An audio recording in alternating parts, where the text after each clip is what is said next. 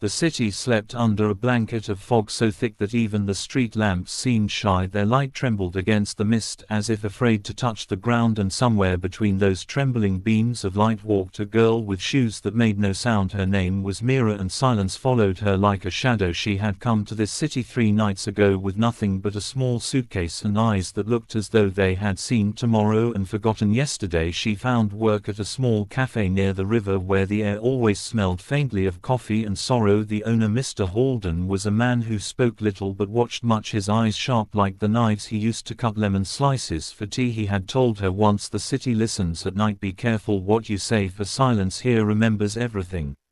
That night the silence seemed deeper, the fog heavier, as if the city itself was holding its breath. The sound of distant sirens weaved through the stillness, but even they seemed muted. Mira walked home slowly, her path lit by the weak glow of lamps that flickered as though uncertain of the duty. She lived in a narrow alley lined with buildings that leaned toward each other, whispering secrets through cracked bricks. When she reached her door she paused. Something felt strange, as if the air itself was waiting. Her fingers trembled as she turned the key and the door creaked open. Into darkness she stepped inside and felt the chill crawl over her skin. Her small apartment was still, but the silence was too perfect, too careful, like someone pretending to be asleep. She reached for the lamp, but before her hand touched it a sound broke through the hush, a drop of water falling. Maybe no, it was slower, heavier. She turned her head toward the window and saw it, the faint outline of a figure standing there motionless, its shape blurred by the fog outside.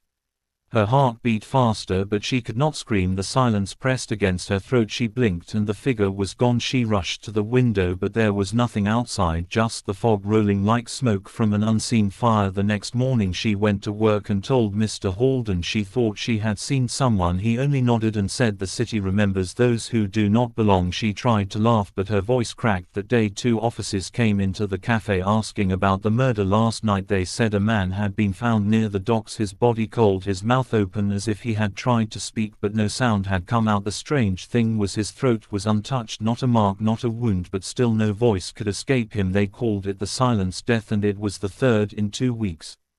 Mira listened and felt the chill again. She asked quietly what kind of man he was. The officers shrugged, said he worked for the city's power department, fixing the old electrical lines, the same ones that always seemed to flicker around the cafe. That evening when the cafe closed, Mira walked again through the fog. The lamps hummed softly, the wind carried whispers from alleys and rooftops. When she reached her door she saw it again, a faint outline in the mist, this time closer, and her heart pounded, but her feet would not move. She whispered, "Who are you?" but the fog answered only with stillness, and in that stillness she thought she heard a faint breath behind her. She turned quickly, but there was nothing, only the soft echo of her own heartbeat.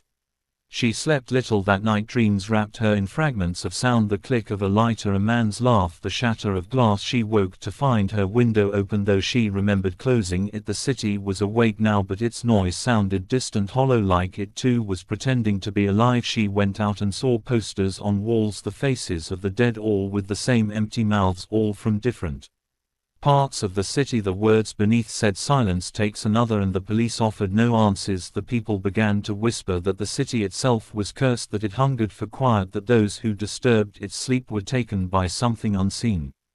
Mira began to notice the silence more closely. It was in the footsteps that stopped when she turned around, in the way conversations died when she entered a room, in the strange flicker of lights that seemed to dim only when she passed. She told herself she was imagining things, that the fog made everything strange, but somewhere deep she felt the truth stir like a hidden wound. She knew this silence, it was the same one that had followed her from another place, another night. Once she tried to forget she had left that city after something terrible, after a sound that should never have been heard. She thought she had escaped it, but silence travels faster than sound, and now it had found her again. The next night she decided not to go home. She stayed by the river where the fog was thinner. The water moved slowly, reflecting the faint lights of the sleeping buildings. She sat there listening to the faint hum of the city, when suddenly the hum stopped. All at once every light along the river blinked out. The world sank into blackness, and for a moment she felt the weight of nothing pressing against her chest. Then she heard it, a single whisper, so close it could have been her own voice saying, "Do you remember me?" She froze. The words coiled through her mind like smoke, and she knew she did remember, though she wished she didn't. The whisper came again, softer this time, like a sigh before a storm. And when the lights returned, there was something carved into the concrete beside her, 3 words etched as if by invisible hands: "The city knows silence." The night stretched long and restless as Mira walked back through streets that no longer felt like streets but veins of something alive pulsing beneath the fog. The words she had seen by the river echoed in her mind. The city knows silence. Each step she took sounded softer, as if even the ground refused to betray her presence. She felt eyes in every shadow, watching, breathing, waiting. When she reached her apartment, the door was already open. She froze and the silence grew heavy, thick like a curtain. She pushed it gently and stepped inside. The air smelled faintly of iron and damp. The lamp flickered once, then stayed dim. Her small table was covered in dust except for one thing, a folded paper resting perfectly in the center, her name written on it in a hand she knew too well. She unfolded it with trembling fingers. The paper was blank until she tilted it toward the light. Faint words began to appear as if written by invisible ink. It said, "You left without saying goodbye, and now silence will answer for you." She dropped the note, her breath shallow, her vision swam, and for a moment she thought she saw a reflection in the window, not her own but that of a man, tall with pale eyes and a mouth that didn't move. She whispered his name, though she hadn't spoken it in years. Elias. The name slipped through her lips and the room seemed to breathe. The lamp dimmed further and a faint hum filled the air, the same hum she heard by the river. She remembered then the night years ago when Elias had tried to speak the truth and the world had gone still. They had worked together once, studying sound, how it moved, how it broke the edges of silence. Elias believed silence was alive, that it fed on words, on voices. He said it was older than any god. When she laughed, he smiled and said, "One day it will speak back." They had fought that night. He wanted to test it. He wanted to make silence answer. She told him it was madness. He said it was destiny. And then something happened, something she never told anyone, the sound she can never forget. The sound that wasn't a sound. It tore the air apart, and when it ended Elias was gone. No body, no scream, just stillness so heavy it crushed her chest. She left that place changed, haunted, and now here in this city she felt it again, as if the silence had followed her, wearing the shape of streets and fog.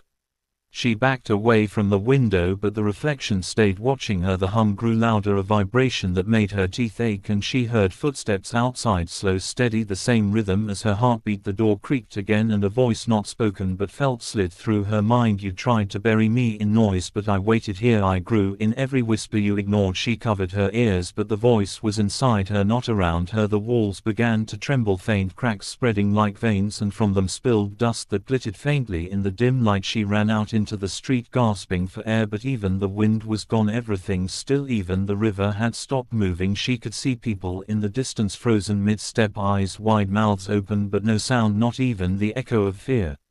The city had turned into a painting, trapped between breaths. She stumbled through the fog, calling out, but her own voice dissolved before reaching her ears. The silence was eating it. She could feel it gnawing at her words. She reached the cafe, hoping for light, for noise, for anything, but the door was half open, and inside everything was still. Mr. Halden sat at the counter, his cup tilted but not spilling, his eyes open, staring at nothing. Mira touched his shoulder, and the moment she did, a sound like a sigh escaped his lips, soft, barely there, and then his body crumbled to dust. The silence hissed around her like steam. She stumbled back, knocking over a chair, but it made no noise. She screamed, but the scream vanished in the air. Her tears fell in quiet lines across her face.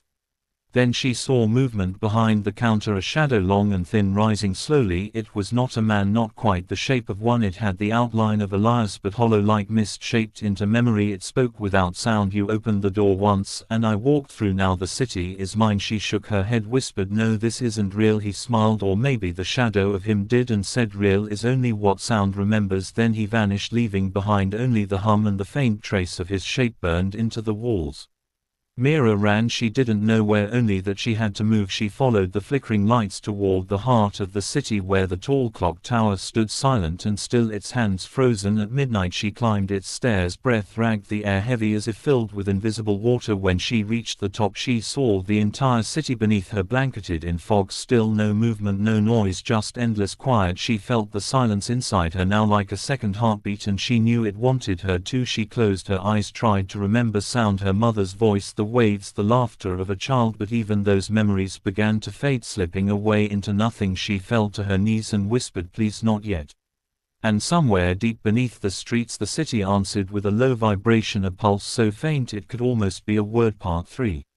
The pulse grew stronger beneath her feet as if the whole city breathed through stone and wire. She could feel it moving like something ancient awakening from a long sleep. She pressed her hands against the cold floor of the clock tower and it felt alive, trembling faintly as though a heart beat somewhere far below. The silence around her began to shift, no longer empty but full of whispers, echoes of voices once lost returning like ghosts without faces. She stood unsteady and looked out over the sleeping city. Lights flickered one by one in strange patterns, forming lines that curved through the fog like veins glowing softly. She realized they were leading somewhere, the center of the city, the old cathedral that had long been abandoned. She knew she had to go there. She did not know why, only that the silence wanted her to.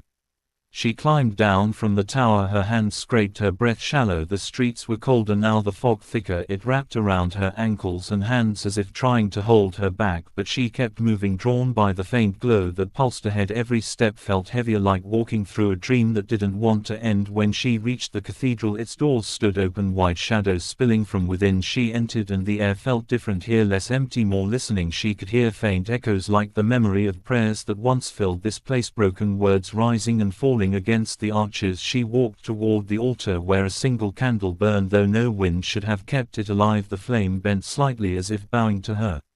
On the wall behind the altar was carved a phrase in the same invisible writing she had seen before, and when the candlelight touched it, the words came alive. Silence was never absence, it was waiting. She reached out, her fingers brushing the letters, and the world trembled around her. The candle flickered, the air thickened, and from the darkness behind the altar came the sound of footsteps, measured, patient, and she knew before she saw him that it was Elias, or whatever remained of him. His figure formed slowly from the dark, his face pale, his eyes endless. She whispered, "Elias." Why? He looked at her with something like sorrow and something like hunger and answered, "Because you tried to silence what could not die. You gave it voice, and in that voice I was reborn." She shook her head, tears tracing down her face, but no sound came from her sobs, only stillness. He stepped closer, the candlelight passing through him, his body like smoke shaped by memory. He said, "The silence is not the enemy, it is truth. Sound lies, noise deceives, but silence remembers everything. It remembers you, it remembers me, it remembers the night we broke the line between what can be heard and what cannot." He reached out his hand and she felt the cold of it touch her chest, not on skin but deeper inside. Her heart stopped, then beat again, slower, slower, until it matched the rhythm of the city's pulse. He whispered, "Listen," and she did. And in that moment she heard it all, the heartbeat of stone, the breath of fog, the whisper of every lost voice that had ever lived in this city. They spoke through her bones, through the air around her, and she understood the silence was alive because people filled it with their forgetting, every word left unsaid, every secret buried, every grief unspoken. It had gathered all of it until it became something vast and breathing. Elias smiled faintly and said, "Now you see, now you belong with me." But Mira was not ready to belong to anything, not even to silence. She stepped back and the candle flared bright as if the flame itself screamed. She felt warmth return for a second, light touching her face. She took the candle and raised it high, its glow trembling but fierce. She said, "If silence remembers, then let it remember light too." Elias watched her, his face unreadable, then began to fade, his mouth forming words she could not hear, but she understood. "Goodbye." And as his shape dissolved, the candlelight spread out, flooding the cathedral, filling the air like liquid gold. It poured through cracks and doors, spilling into the city streets, every frozen figure bathed in that glow, every shadow melting, every whisper rising into sound. The hum broke into a rush of noise, sudden and wild. The city exhaled 1,000 sounds at once, the ticking of the clock, the creak of trees, the cry of birds, the breath of people waking as if from a dream. Mira fell to her knees, the candle still burning, its wax dripping on the cold floor outside. The fog began to lift, revealing faces confused, alive, and the bells of the cathedral began to ring, their echo carried far across the river.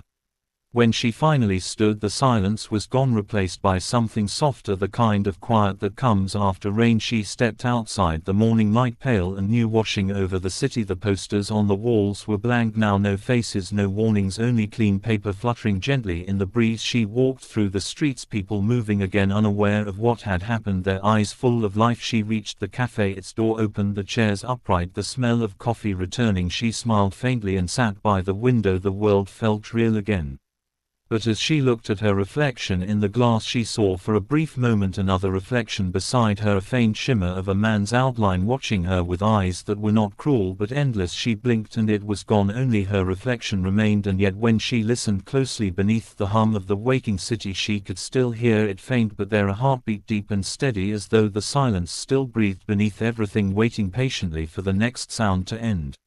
And so the city lived again, alive, awake, noisy, but somewhere far below in the unseen depths where the light could not reach, silence waited and listened and remembered.